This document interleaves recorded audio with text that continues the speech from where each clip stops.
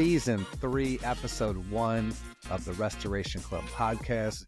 Danny Christensen, you may remember when we first started this thing, the key with our buddy, our pastor from our church, Nathan Smith, said, just press record.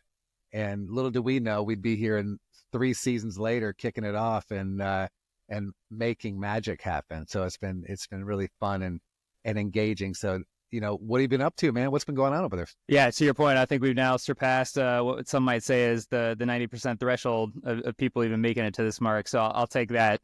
But yeah, man, to start season 3, obviously we're coming out swinging big. Wanted to bring in a special guest. So Ryan, I'll kick it back to you, man, to bring him in. Yes. Yeah. I mean, the pride of North Platte, Nebraska. Okay. We've got it here. So, everyone, welcome to the clubhouse. Danny Woodhead. Boom. Danny, tell us who you are. Hey, thanks for having me, first of all. Danny Woodhead. I am a small town kid from North Platte, Nebraska. Don't reside there anymore, but grew up in a blue collar, very, very blue collar town. Big railroad, Union Pacific. Just has some hardworking people. And so I was born and raised there, and yeah, I was fortunate enough to play some sports, to do some fun things. Led me to college, playing college football, and then playing 10 years in the NFL. And yeah, man, looking back as I'm getting older, as I'm 40, I'm like, gosh, I got to do some pretty neat things, and the NFL was one of them. And now it's like, it's kind of like what's next, and that's probably how you guys decided to allow me to be on your podcast. Now pursuing not a golf career, maybe an amateur golf career, but man, I just love to compete. God built me in a way that competition is something that makes me alive, and that's a way that I can do it. Is through that, instead of like competing at home and getting in arguments with my wife or something like that, or arguments with my kids. But yeah, so that's where I am now. I mean, I'm a regular dude.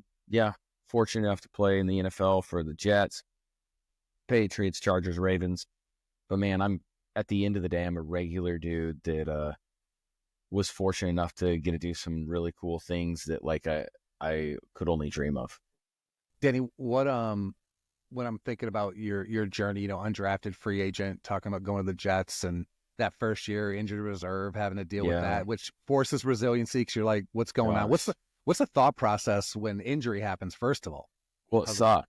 I mean, let's just be honest. I'm an undrafted kid from Shadron State, a Division II school, and I'm just trying to survive. I'm trying to not get fired.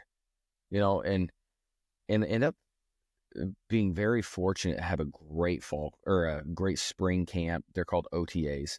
Then I get into training camp and already doing pretty well. Day 2, because they had rookies in first, but then day 2 of like the full camp, we're in a non-contact drill and get high load and tear my ACL. And I remember I'm missing my best friend, my older brother's wedding because of training camp. Like, I felt like everything was crumbling down. I call my wife. She's like, all right, Danny, like, let's breathe a little, take some time, like, pray about it. It was like, do you have any idea what just happened? Like, I tore my ACL. I'm a small little white running back from Shadron State. I'm going to get fired. So that was really my thought process. I remember going to the hospital to get checked out by the doc, and I'm in the patient room.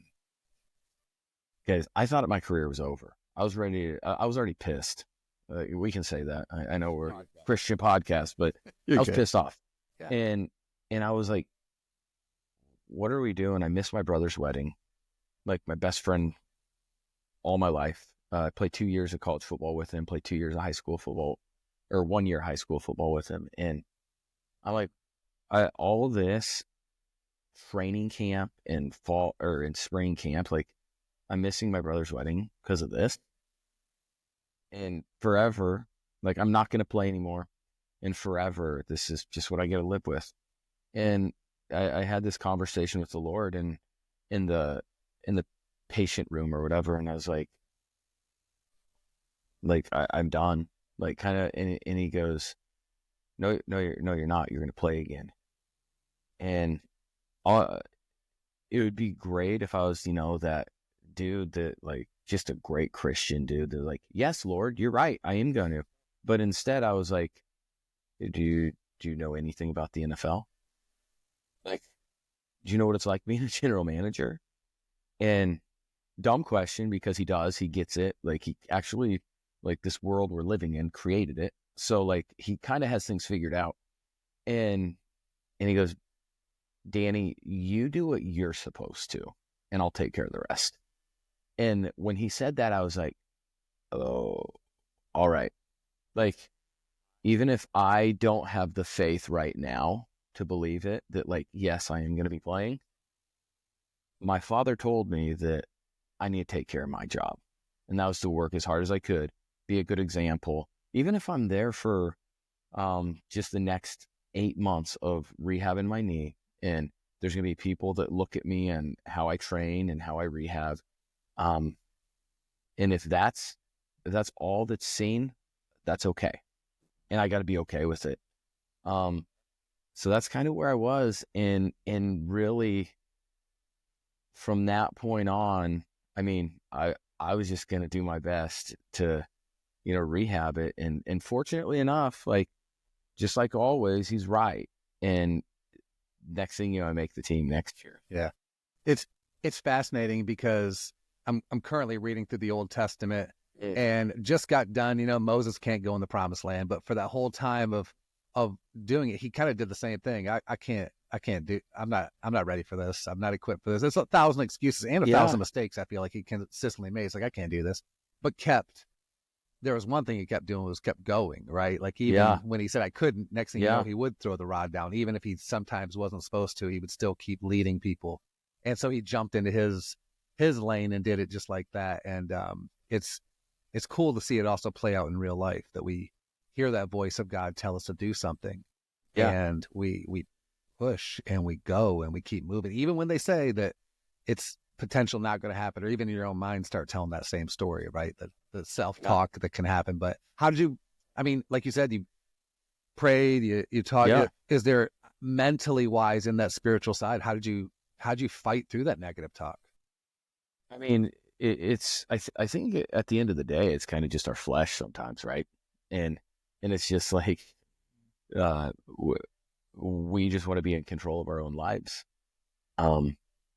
That's what I want to do, or that's what I usually want to do when it's in my flesh, is like, like, yeah, I know you have everything figured out, but, like, I feel like I'm grasping it, or I'm going to take control. I mean, it's kind of like, at the end of the day, it's kind of like just with our walk with Jesus anyways. Like, if we're holding tight, it's hard for him to like just be in control of things. And like, it's kind of not a form of surrender, right? And it's like, instead I'm holding tight, instead of, like, I probably should be, like, with an open hand and just, like, kind of partnering with him.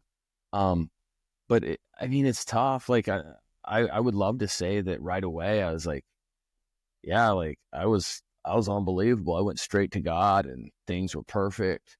And it's like, that's probably, like, the furthest thing from the truth. I was going so into, like, why did it happen? And I'm missing my brother's wedding, and I'm doing this, and I'm not even going to play. I'm going to just get fired. And it's wild, because it's like, before anything happened, his plans for my life were so set, and there was no changing his plans. Like, regardless, there was just no changing his plans, and he knew what was best for me. My wife and I dated for 8 years, from freshman year of high school until we got married. And we went to college for 8 hours apart for 4 years. And it's kind of funny. That was probably the best thing that ever happened to us, was me getting injured. We were 2,000 miles or I don't know if that's accurate. It's got to be something like that. It was in New York, 2,000 miles away from family. And we needed to see what it was like to live together. We needed each other. We needed to leave and cleave. We needed all of that. And it's funny because God knows way, way, way more what I need than I think I know. And that was probably the best thing that ever happened to us. It was a full reliance on the Lord. It was he gave us time to get to know each other. Like, even though we had dated for 8 years, we were still kids. Yeah. Like, we just graduated college and we're married. We're culture shock of being in New Jersey, New York. We're like, where are we? Like, what's going on? And God was so kind in how he did it. I wouldn't want it any other way now. Like, was it miserable that my knee was in shambles? Yeah. But we learned so much through that. And then the next year, making the team, getting to play, like, it was amazing. And even though, like, I had some tough times that first year of playing, and you think it's like, oh yeah, sick career. The next 8 years had to have been amazing, or the next 9 years. It's like, that's actually the furthest thing from the truth. I remember in the third year of my career in New York, we're in training camp up in Cortland, New York, and they drafted a running back. I saw the writing on the wall. I'm not an idiot. I knew what the NFL was. And I remember calling my wife multiple times, calling my mom, and it would have been, I think, in August or the end of July of 2010. And I was like, Lord, like, even though it's a daily choice to surrender and just trust him with my life, I had to be like, all right, this career thing, like, this is yours. Because it was still like I was trying to control things and trying to get by, and I had to just be okay with everything that was going on. If you want me to be a teacher, Lord, I'll go be a teacher. Like, I'll be a teacher and a coach, just like that's what I went to school for. And God, like, kind of showed me that, like, during that time, what I needed to do is just be, like, thankful. And I still remember him kind of, like, guiding me through what needed to happen during that training camp. And what he showed me is that I needed to give him glory on everything.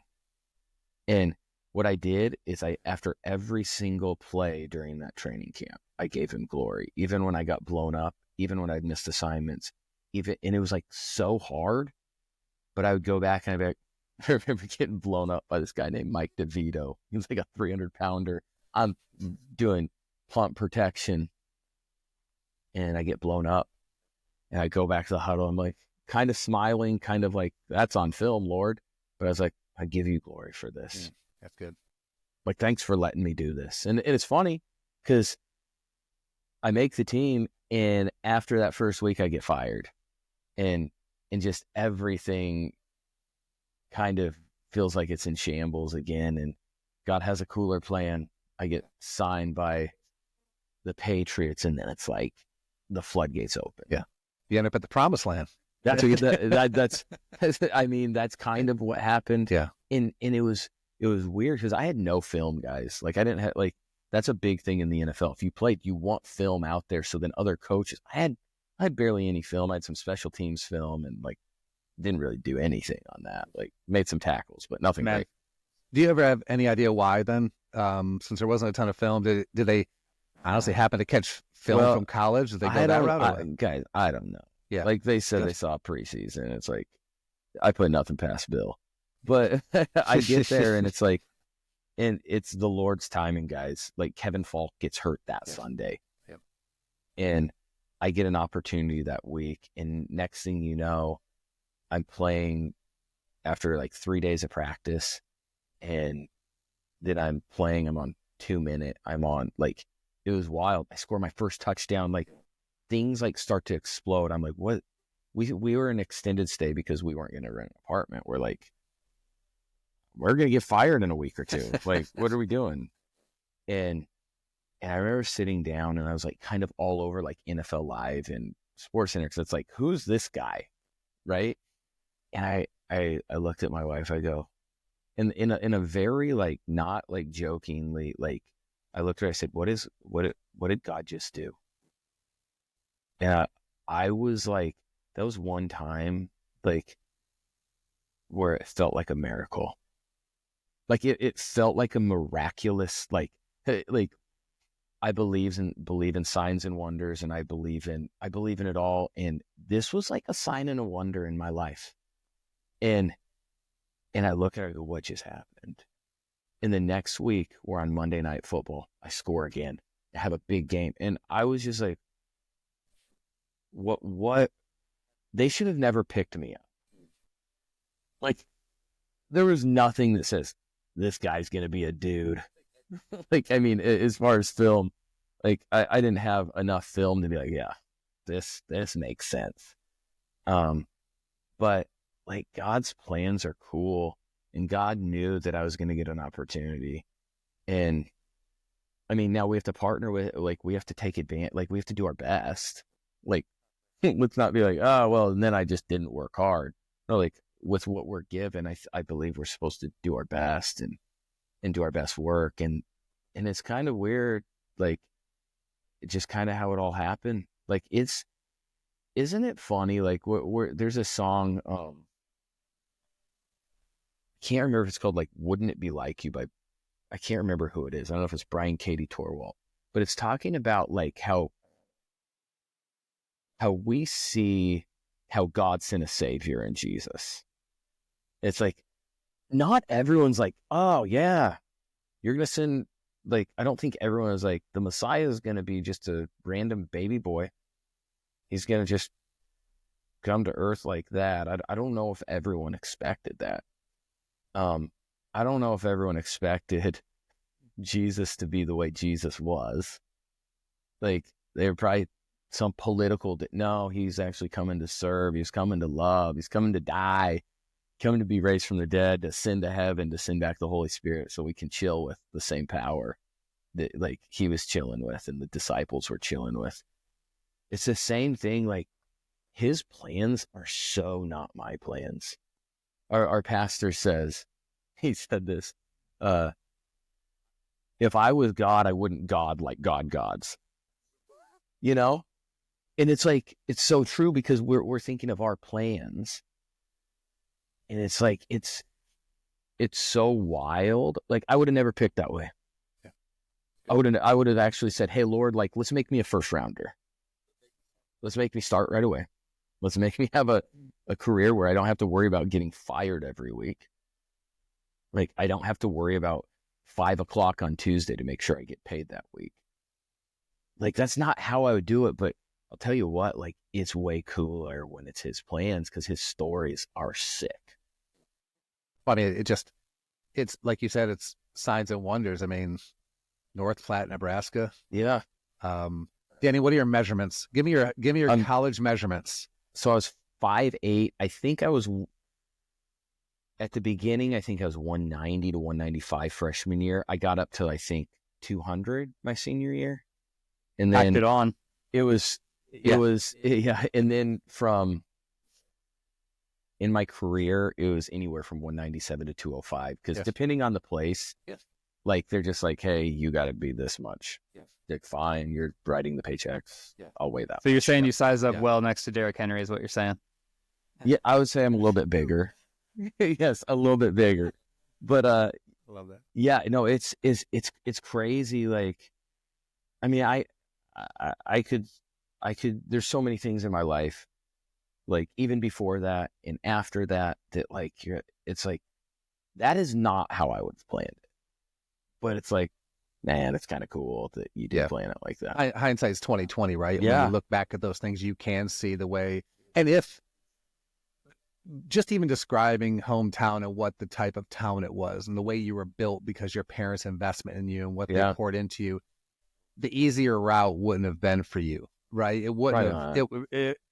I'm projecting into it, but I'm just saying, like, your personhood was meant to kind of thrive in the grind. And it was like, Yeah. hey, blue collar is going to be blue collar. And you throw You know, blue collar into white collar, it just doesn't know what to do sometimes. It's like, what's going on? It is true, man. I mean, guys, I love that to this day. I love just the blue collar. Like, obviously, I played in the NFL, and Lunch pail kind of guy. by the end of the yes, exactly, lunch pail, and it's like that's who I hope people think of who I am, like just in everything, like not just in, I mean, sure, great football, whatever, but I hope they think of that in the way I dad, in the way I husband, in the way I am a friend. Like, I hope that that's how people see me, just because I think it's gritty, but it's just like I'm going to do everything I can to the best of my abilities.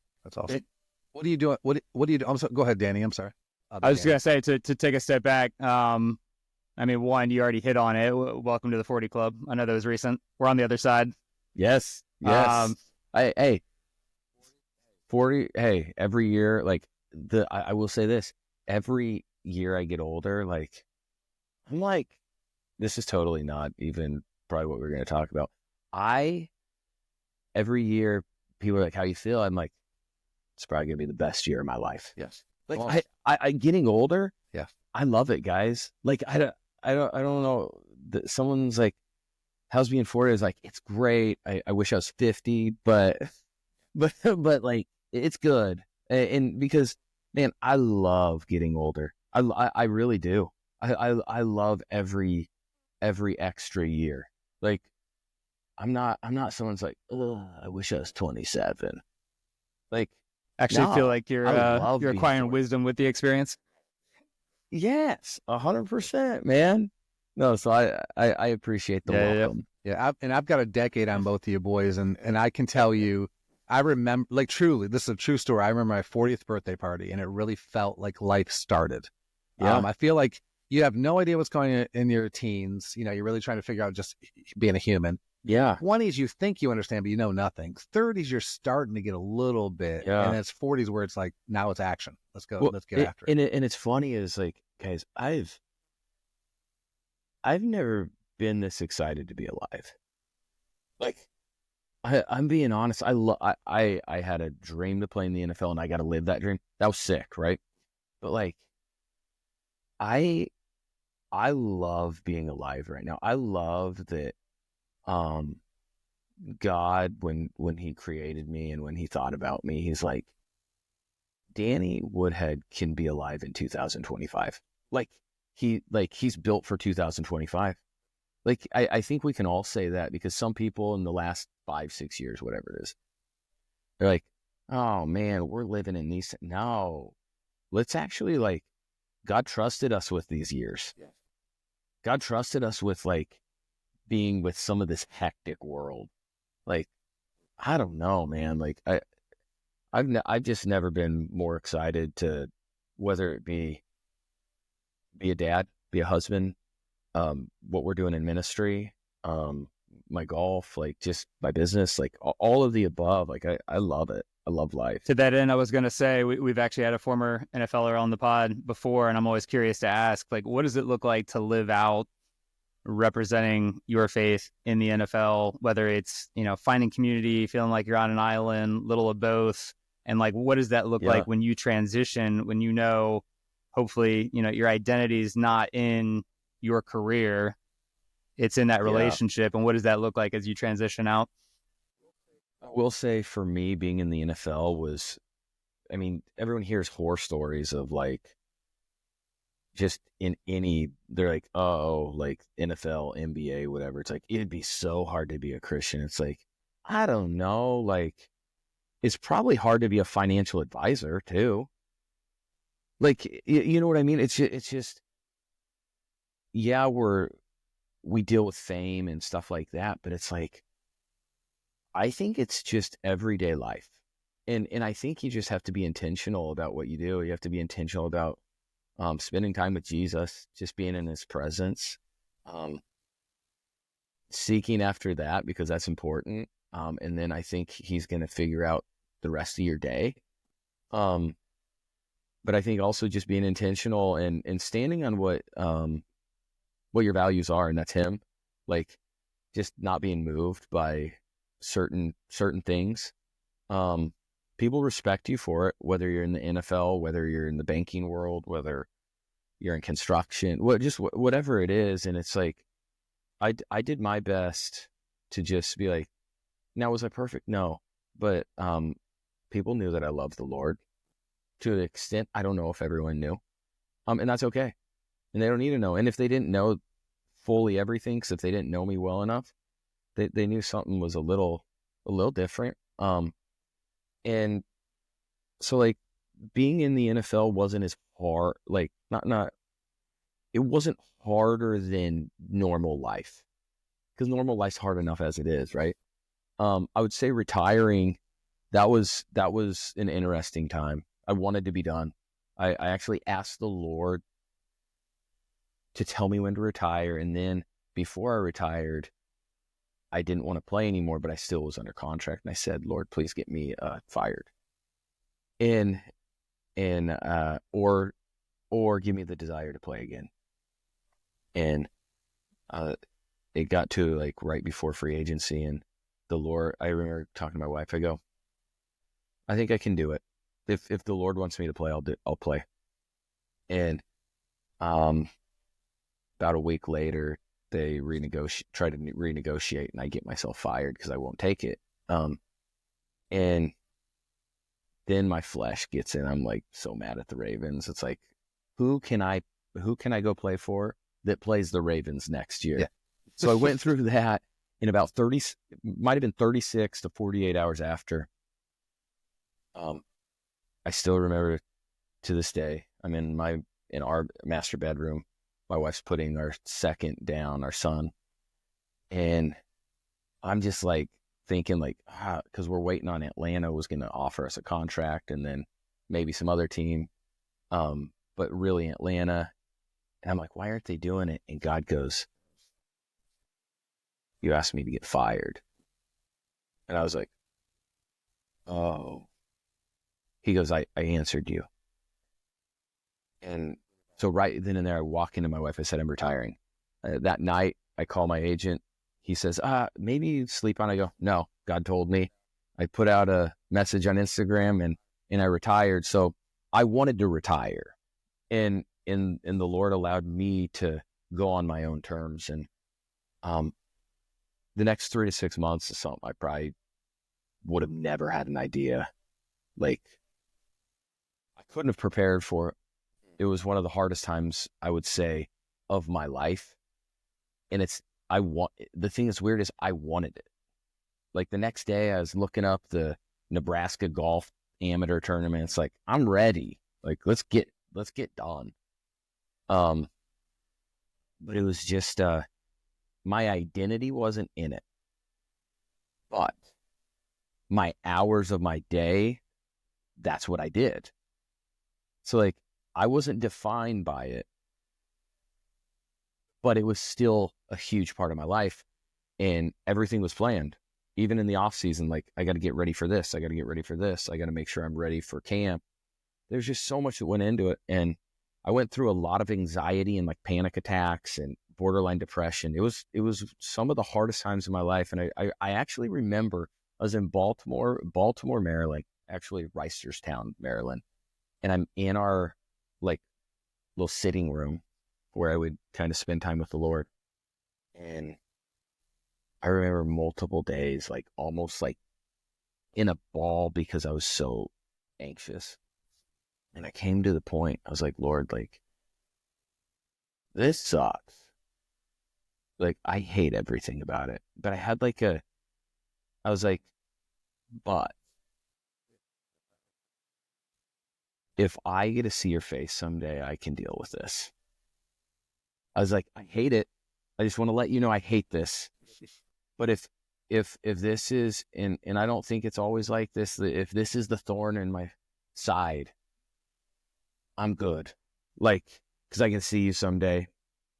And God took me on a process, and just kind of the next 6 months of delivering me of it. And are there still times I get anxious about things? Yeah, it's life.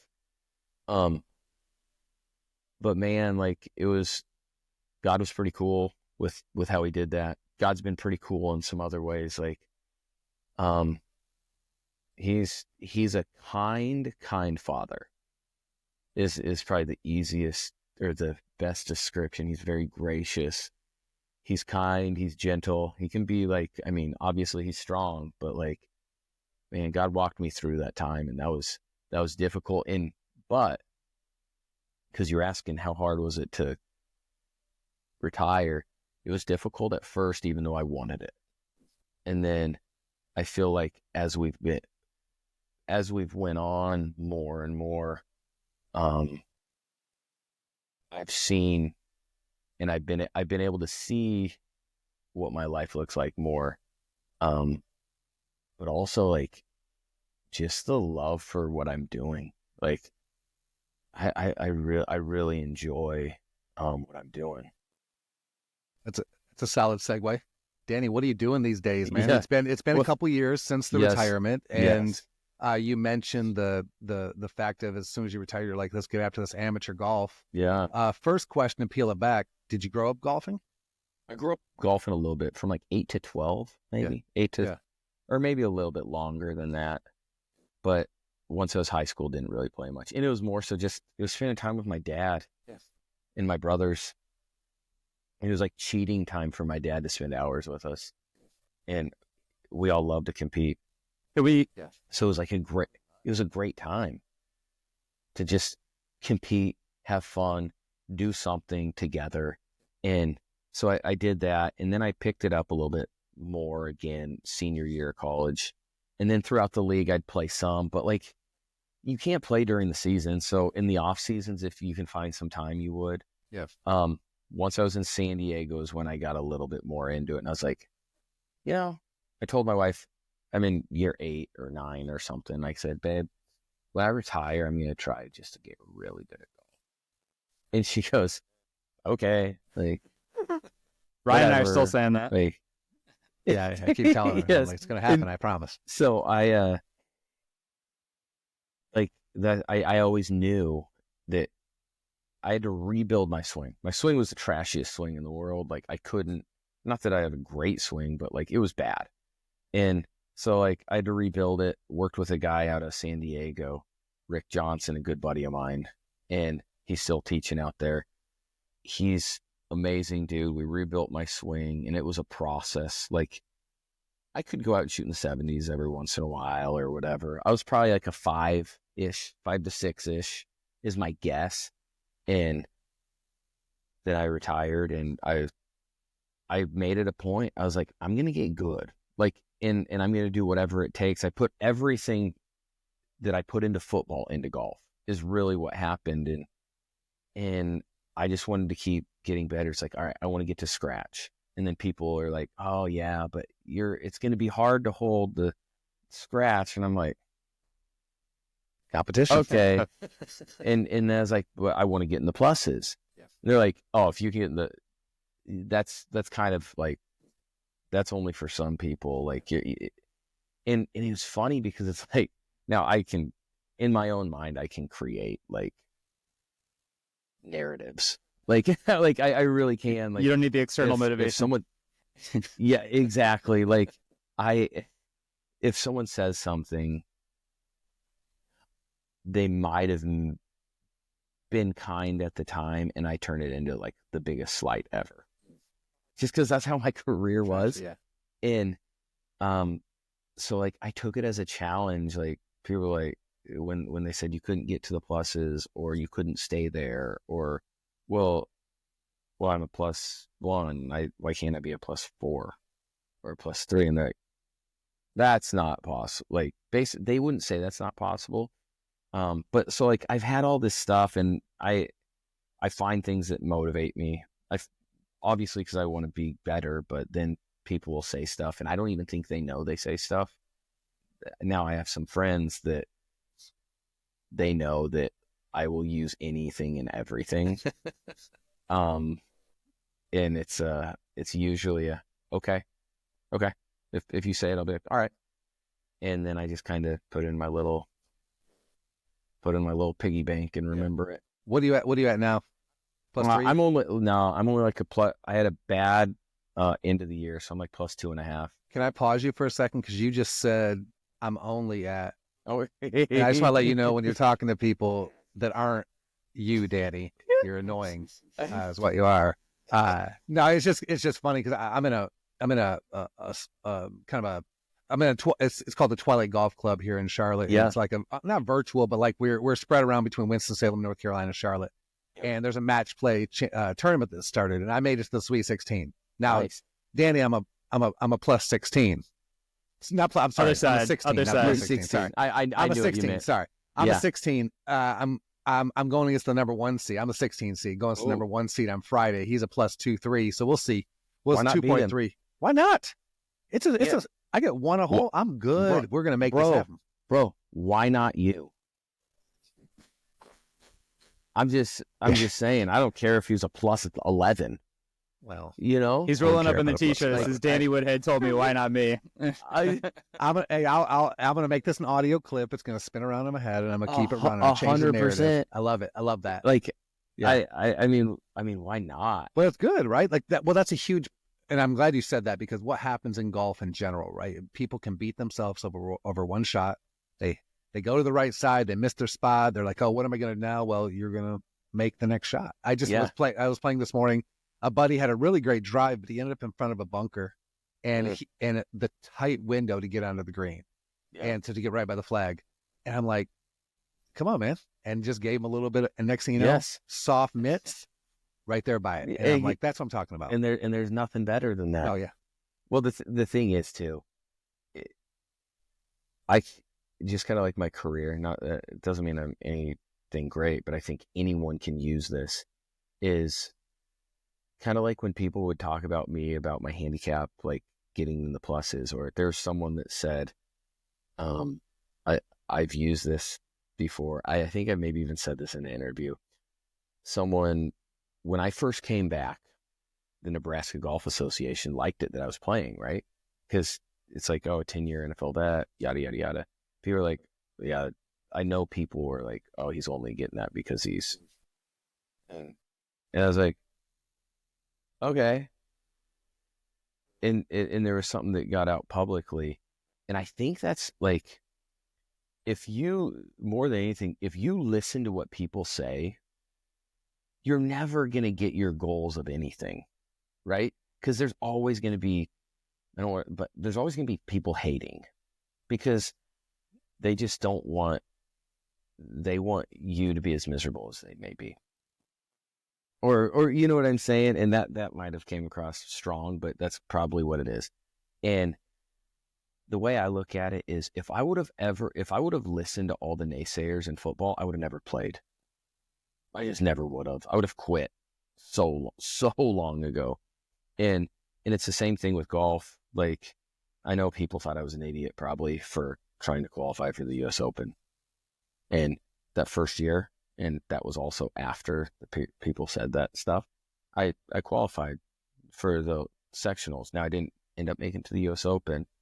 And so it's like, if you listen to any negativity, you're just not gonna, you're never gonna do anything with it. Can we call out the fact, I don't know if you know this or not, your Wikipedia literally has you listed as a American amateur golfer before a former football player. So Danny's out there publishing his own Wikipedia page. I do love that. So there's one person that halfway believes in me or is making a joke. Hey, 2 more. We're in. We're buying into it. Yes. No, but it's man, why not turn that 16 into being like an 11 this year? Yeah. That's good. Why not? So you talk U.S. Open qualifier. What's end goal in the game for you? I don't know if I have an end goal. I really don't. Because I played for 10 years and I'm not someone like, I want to get really good. I do. And I don't feel like I'm really good yet. I really don't. I've been like good, right? Or like what I want to be. I would love to consistently be in the +4s. Like where that never moves, or even +5s. I'm not there yet. Do I want to qualify for some U.S. mid-ams, U.S. AMs? Yeah, I do. Do I want to qualify and then compete? Yes, I don't want to. Otherwise, like, I'm wasting my time. Like, if I'm going to qualify and just go hang out, like, to me, that's a little bit of a waste of time. Now, does that mean I'm going to win it? No. That never means you're going to do something, but like, kind of like Ryan saying he's playing the number 1 seed. Like, maybe this guy gets incredibly sick and can barely swing the club, and you play really good. Could happen. Like, I'm just saying, like, now that really makes it sound like you suck, but that's not what it is. I'm just saying, like, why not? Yeah. What if I catch a heater? Yeah. What if I catch it? Like, what if this year is the best year of my golfing career? And maybe I don't even play my best, like, but as of now, and then next year I build on that. And next thing you know, I'm like playing really, really, really good golf. And then I have the opportunity to play in a U.S. Mid-Am. And then what if I catch a heater at a U.S. Mid-Am? What's the prize if you win the U.S. Mid-Am? An invitation to the Masters. Like, now, is that a crazy goal? Sure. I don't really care. I don't care what anyone thinks about me. Like, you're never going to accomplish. Now, it doesn't mean that's the end goal, but I want to compete at these national level things. Right now, like, people are like, oh, are you going to try to play pro? Guys, I played 10 years. My family was second fiddle to everything. It's their time. It's their time to shine. It's my kids' time to, their sports are the focus. Like, it's my time to be a dad. Now, say I'm playing really good golf, right? Like, really, really good golf. Say I hit 50 and I'm playing really, really good golf. And say all my kids are graduated from high school. I mean, I have to be playing really well, but like, then you just like see what, I don't know. If I'm playing dumb golf, I'm like a +5, like, who knows, right? Why not you? Well, and when I'm hitting bombs at 50, like, The 2033 U.S. Men's Senior Open is here in Charlotte. You should probably come scout the competition early. I don't disagree. But like, so that's how my mind works. Yeah, I mean, I don't know. I don't know what the end goal is for golf. I do know that you can play for a long time. And I do know people are able to still hit the ball really far as they get older. I'm 40 and I probably hit the ball further than I've ever hit it. So like, and with football injuries, with whatever, like, I'm not really worried. I mean, yeah, do I hurt a lot more than the regular Joe? Yeah. But like, I don't know a difference. Like, that's just my body. Like, I probably do, but like, I feel fine. Otherwise I wouldn't be playing. Ryan and I were on a golf trip back in the spring, and the massage guns were plentiful. We'll say that. Yes. And I will continue to use massage guns. So like, I don't know what the goal is. I do know that I'm a dad and a husband first. Like, that's a non-negotiable. But I also know that my wife's amazing and my kids are amazing and they want me to do really good at golf. So, I mean, I'm win-win. I still play and stuff. Like, I play in a lot of stuff. Like, I have the US 4 ball in Plainfield, New Jersey in May.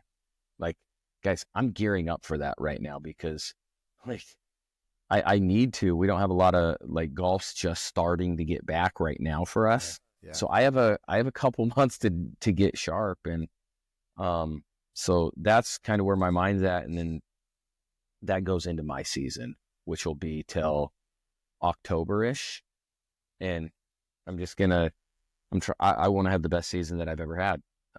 Is that funny as a 40-year-old man that's playing amateur golf? Sure. People can laugh. I don't really care. My interests are different than theirs. I think some people that whatever their hobbies are, maybe are stupid. So I bet you that if they were golfers at all, they would envy actually hey, this is an ability. Because I think anyone who sees someone strike a ball well, I don't care where you sit it in the shooter. It's just like, that's great. And it just keeps going. And then I'm always more amazed by the guy who can get out of the trouble than it even is get out of the middle of the fairway. I mean, that's boring. For sure. I mean, get it is out, like, do we really want to watch that? Fairways and greens? What are we talking about? Oh, guys? fairways, greens, 2 putts every once in a while, 1 putt. Yeah, don't want to watch that. That's good. But but Danny, it's fascinating because, like you said, you have the 4-ball coming up. You've got the focus that you've had here. Nebraska's just starting to thaw out, right? You're starting to get a chance to get outside. I'm actually playing tomorrow, which is great. What's it looking like weather-wise? Thursday and Friday. It'll be like high 50s, low 60s. Oh, it's gonna feel great, man. That's it's gonna be a sauna. Yeah, I bet it definitely will be. So it'll be great. I'm excited. To just get back into the swing of things. You can only hit indoors so much, and if you can't see ball flight, like, that's tough. At our club, it's nice. We do have like garage doors that open in the bays, but still, it's not the same because if you're hitting off a mat, like, guys, I'm a sicko.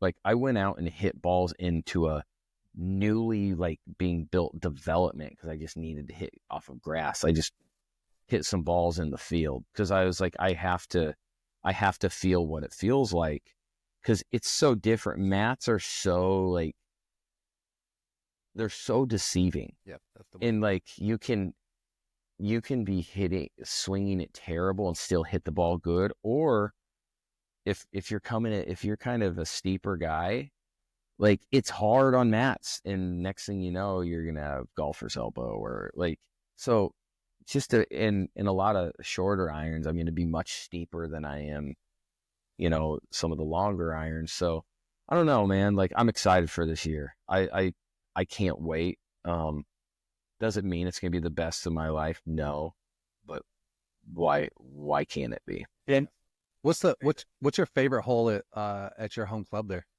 I don't know. We're very fortunate. We've hosted 2 senior opens. There's not really many bad holes.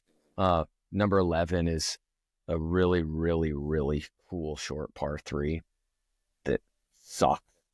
Like, I bogeyed it way more than I should. There's just a lot of good golf holes. Nebraska has great golf. People just don't really know about it because it's like, people think Nebraska and they think you're growing corn. And it's like, it's just so not that. I mean, yeah, there's people that do, but like, I know nothing about, like, people think like, oh, cattle and corn. Guys, I know nothing about any of that. Like, I have no clue. I grew up in North Platte, a town of 20-some thousand. And outside, yeah, there were farmers, ranchers, but like, I was the most city kid of city kids, and I've only continued that. So I know nothing about that stuff, but our golf courses are phenomenal.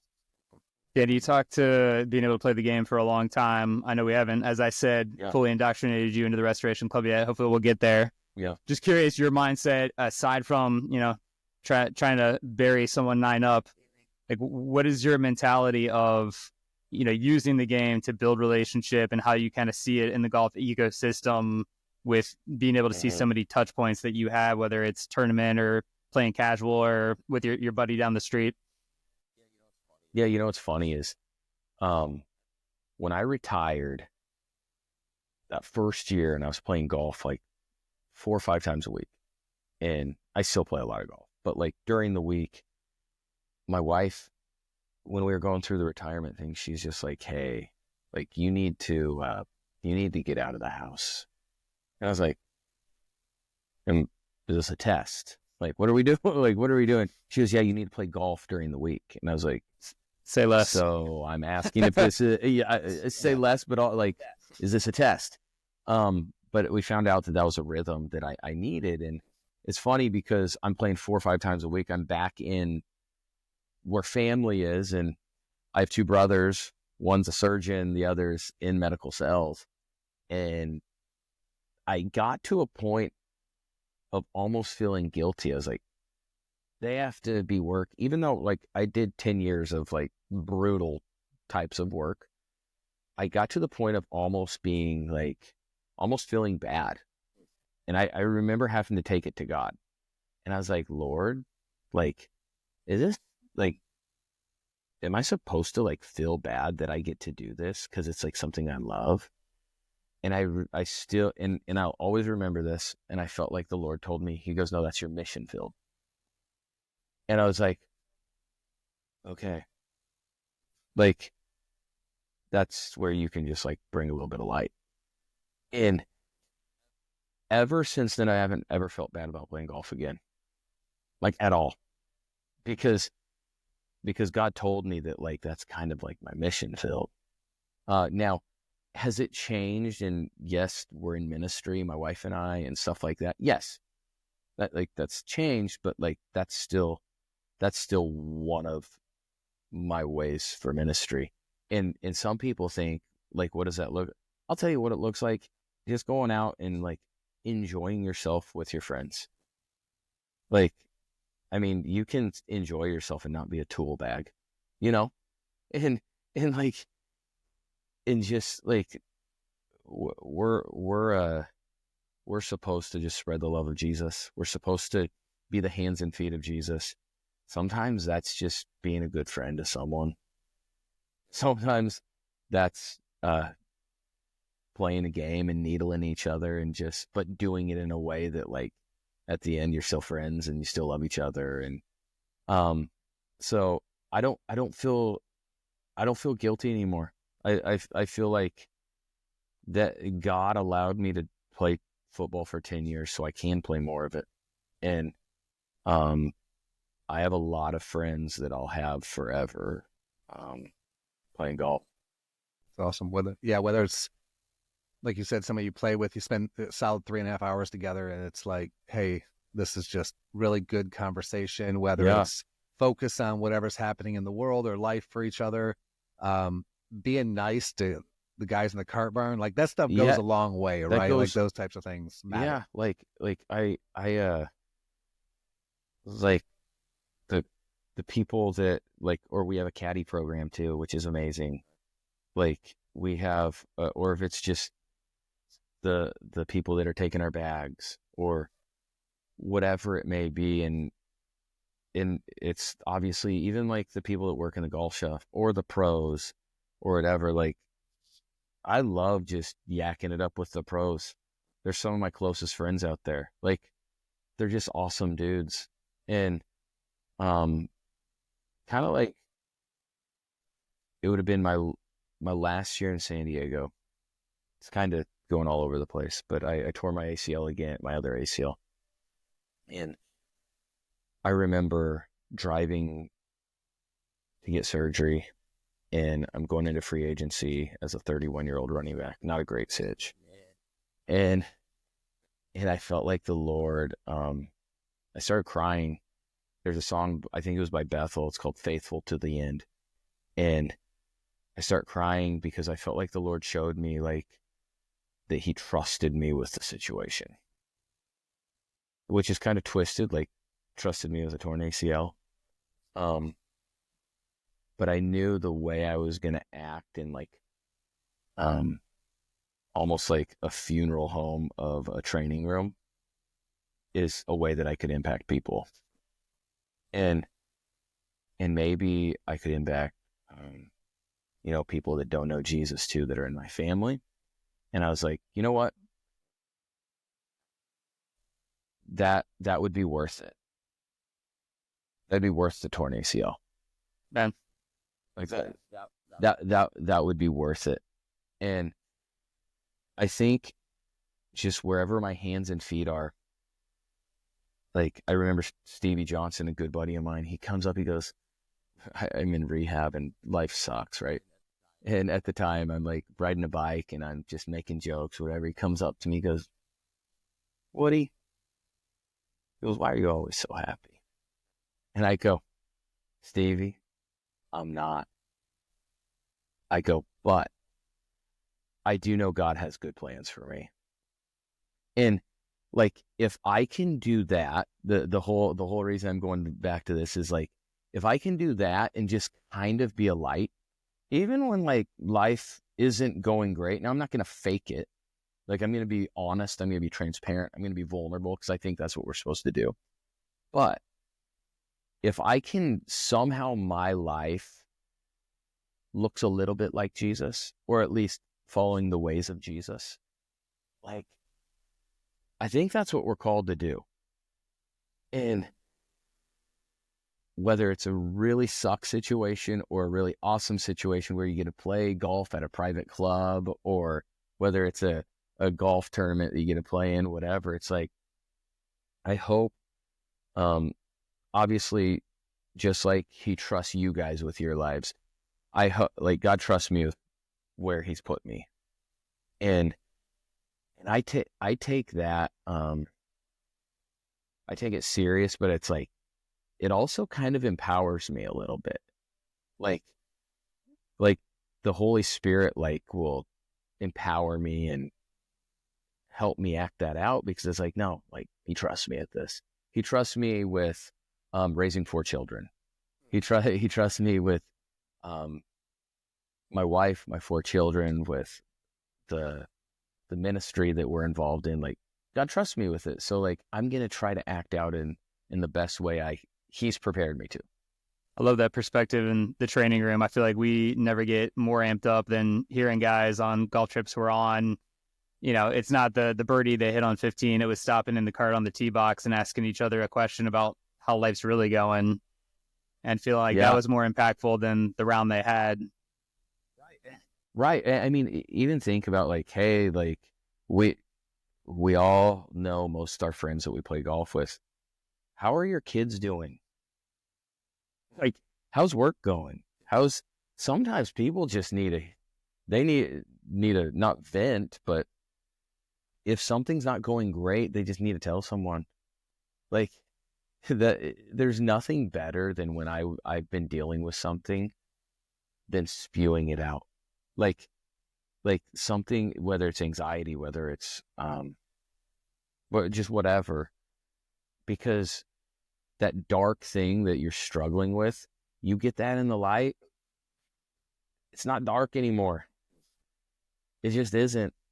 Speaking of anxiety, I've had talks with people that I played golf with that I'm like, you know what, Lord, if you had me go through that anxiety so I knew what it felt like, so I can speak life into someone else that has anxiety, I'm okay with it.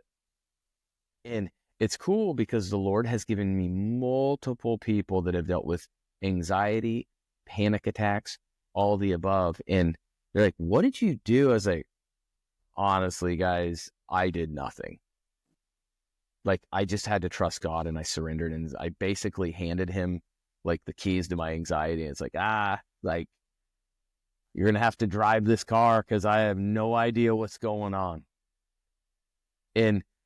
But like, it's been so cool. Like, golf allowed me to do that. And it's reaching, not that I'm like something special, but like, God's been able to use conversations and whatever to reach people that I probably would have never talked to in my life. Man, so good.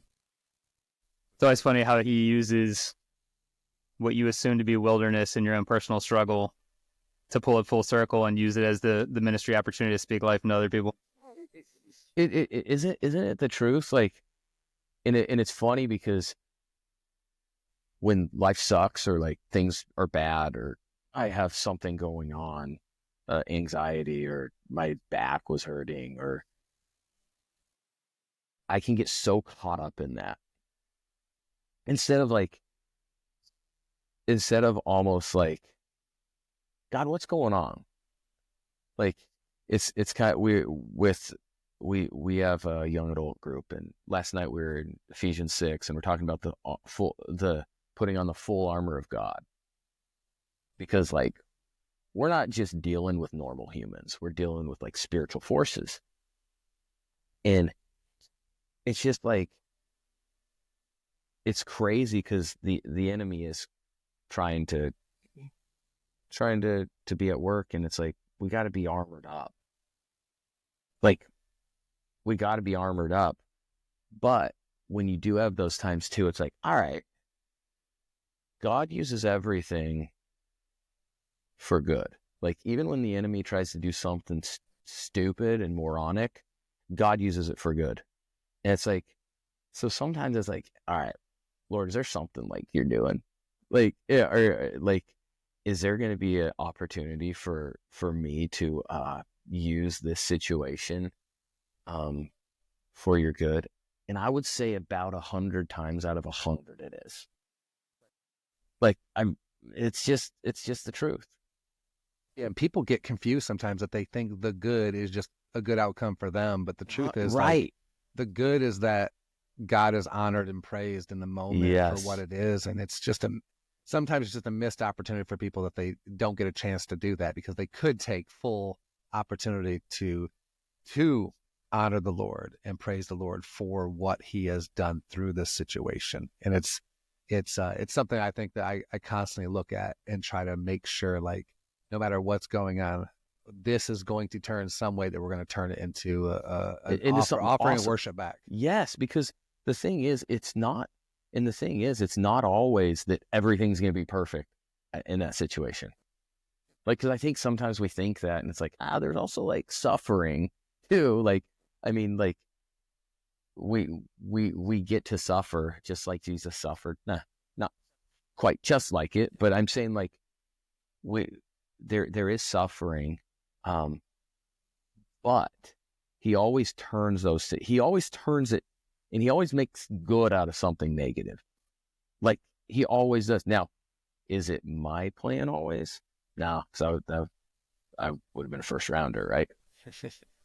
But he always makes something good out of it. And it's, man, I look back at all the times that I had difficult things, and maybe not everything was perfect in my life right away, but He's used so many times where I've dealt with very not awesome situations, and God's been able, not because I'm cool, but because He's cool, He's been able to use me in someone else that has a similar situation. I think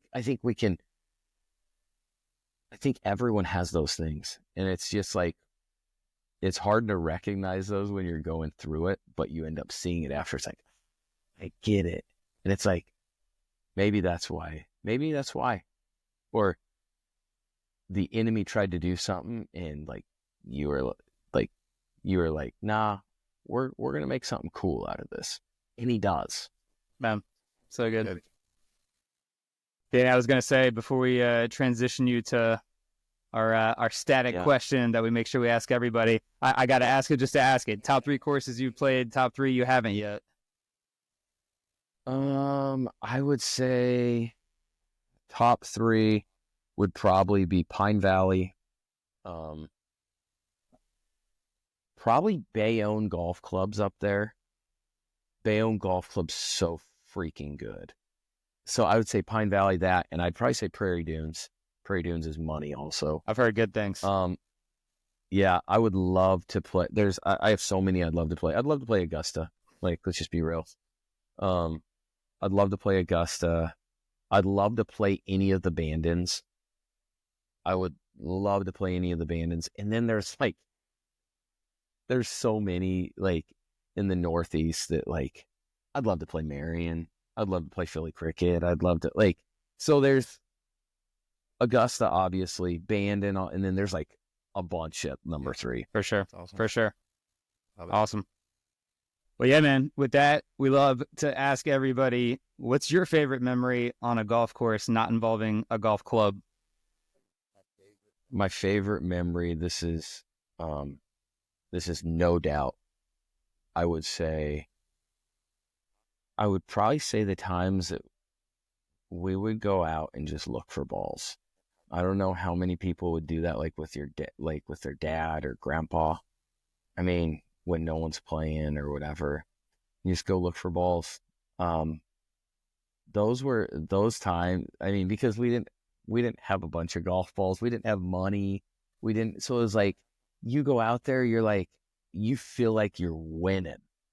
Like, you feel like you're absolutely winning. And I remember we would have multiple 5-gallon buckets at our full of golf balls because that's just what we did.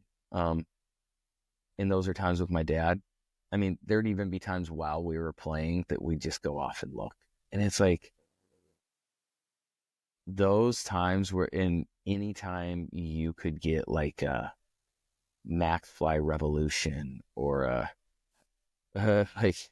or a Titleist Professional, like you're like making out or big. even or a Titleist Bellata, you're like Bellata, what? yeah, there you go. You're like it like made your day, and you're like, I'm saving this up.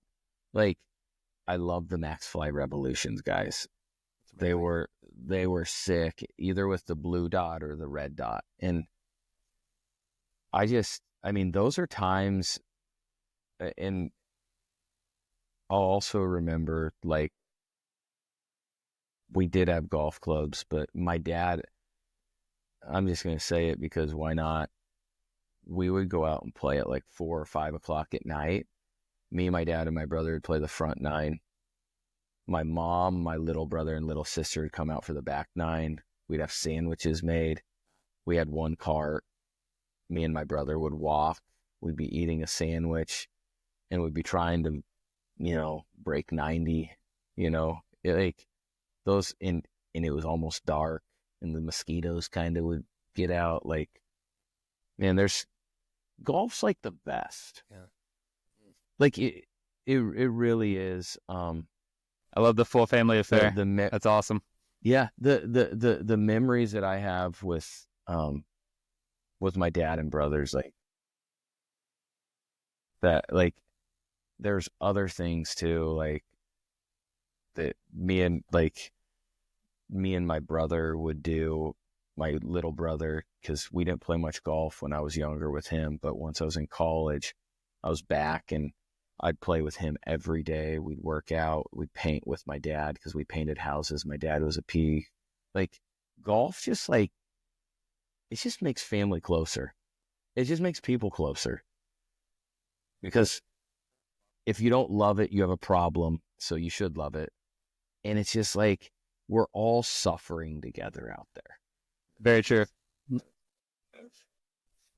Very That's true. awesome, man. Danny, it's, man, I've loved this unscripted time to just, number one, hear your journey. It's been cool to, I mean, football and NFL is cool, man. But like, yeah, honestly, the transitions through it and out of it and hitting 40 is cooler. It's way cooler. Whether it's like just the things you're able to experience now and like feel the true joy of them and to seek them. And like now you're in a season of life where even you get to pour back in ministry, and pouring into your family. Like those are the things, man. If we were on a cart right now, we were playing around, I'd be telling you that right now. I'd be putting my arm around your shoulder saying, you're doing great, man. Well done. That's what we're supposed to be about. And it's an encouragement to you and anybody else listening as well. Like, go after the thing and do the thing that's supposed to be for you, and be sitting in it and allow God to work through you, and let God just be all that he can be, and let you just be that vessel for it, man. So just you've been a bright light in kicking off season 3, man. It's been so cool. And now I'm a Shadron State fan, so it's pretty cool. Hey, we'll take that. Thanks for having me. It's a lot of fun. It's too outside of my family. It's my 2 favorite things is I love talking about Jesus. I love talking about golf. So I love what you guys are doing. Hopefully this community continues to grow, because if you can talk about faith, talk about golf, you're really in a good spot. Appreciate your time, man. Well, Danny, we appreciate you. Hey, you got it. Thanks, brother. We'll talk soon. All right. Sounds good. Thanks, man. All right. All right, my man. Well, that was season 3, episode 1. Our guy, Danny Woodhead. What a guy, man. I'm telling you that I've said this to you before, but like, it's the biggest compliment. Just a dude, man. Like, what a honor, like the way he just honors the Lord through his work, through his endeavors, all those things. I mean, I love how he bragged about being a a good dad and a Absolutely. husband. I think that's one of my favorite things I ever I'm see loving guys do. aging. We'll take it. Yeah. 'Cause I'm getting really good at I it. hear you. That's what We're it is. moving. Well, no, guys, we appreciate you listening. Definitely check us out everywhere you can. Spotify, Apple, YouTube channel, all the things. Definitely follow us on Instagram, restoration_club, restorationclub.co. Hoping to bring some new product your way, maybe a spring drop. Definitely planning a bigger event. Keep your eyes peeled. Hopefully fall time frame. Lock the calendars in now. We'll keep you posted. But appreciate you guys. And until next time, my man, keep swinging. Keep swinging.